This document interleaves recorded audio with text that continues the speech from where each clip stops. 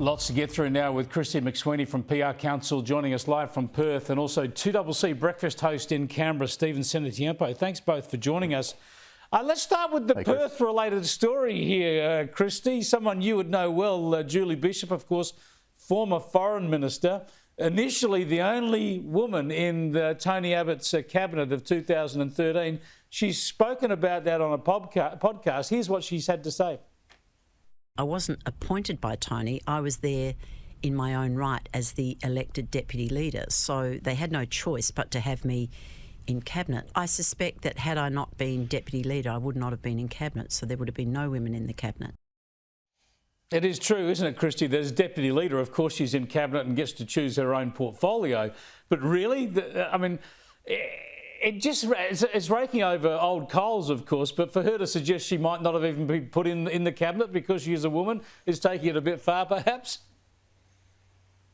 There's a lot of raking over old coals recently, isn't there, in regards to the cabinets of the Abbott, Turnbull and Morrison ministries, and we've all heard enough about it and wish people would just move on.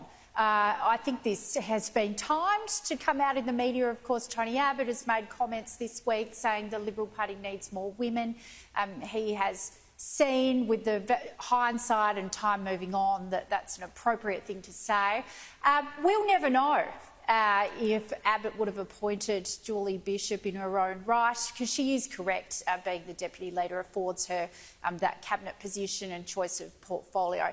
I will say that I do not think you can have a government ministry or cabinet with one female in it. Looking back on it with, 10, 11 years down the track, I just don't think that would be acceptable today, and it probably barely was then. Yeah, it's over a decade ago now, Stephen, but I think it carries through because people still talk about this issue for the Liberal Party, and it's so clear to me that this is one of the big errors right at the start of Tony Abbott's government. The idea that you could have a federal cabinet, knowing some of the women who were in the party and in the parliament at that time, and only have one woman in it is just that's the act of a politician with a tin ear. Well, I don't know that it was a tin ear. I think it's one of the other comments Julie Bishop made was quite right, is that the cabinet was one of, repaying favours. But every cabinet is that, and that is part of the problem in Australian politics today. And I want to take the gender issue out of this altogether and talk about the quality issue. Yes. We don't have quality politicians anymore. Now, I don't care if they're male, female or otherwise. If they're useless and incompetent, I don't care what gender they are. And, name me a cabinet in the last 20 years that hasn't been filled with political favours. Yeah, and look, and there's always some duds, and I think you can't take the gender out of it. I think you have a federal cabinet of, 14 or 15 people with one woman. I think it says something. And if you're going to be satisfying factional demands and state demands and all this, well, you might actually want to get some women in there too. And I don't think we'll ever see that ever again. But we will see. We will move on. We won't. We won't. There's no way known anyone would do it ever again.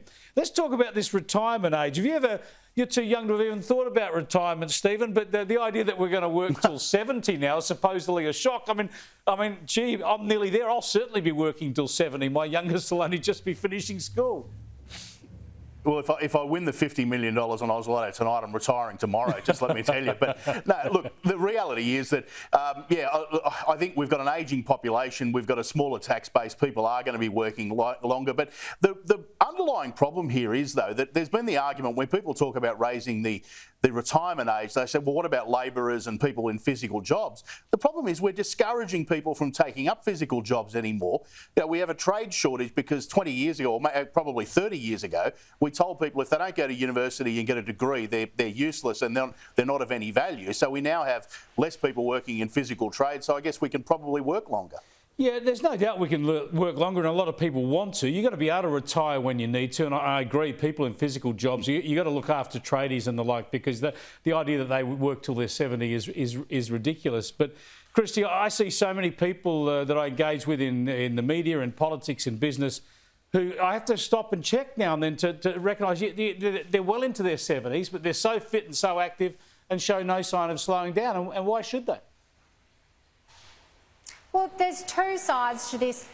Younger generations are looking down the track, and I'm one of them. I wouldn't describe myself as young, but I'm looking down the track thinking, gosh, there is so much of our population that is unproductive, and the spending increases on benefits and health and so forth to assist people, and some of that's warranted and some of it we can have a debate about it being not warranted.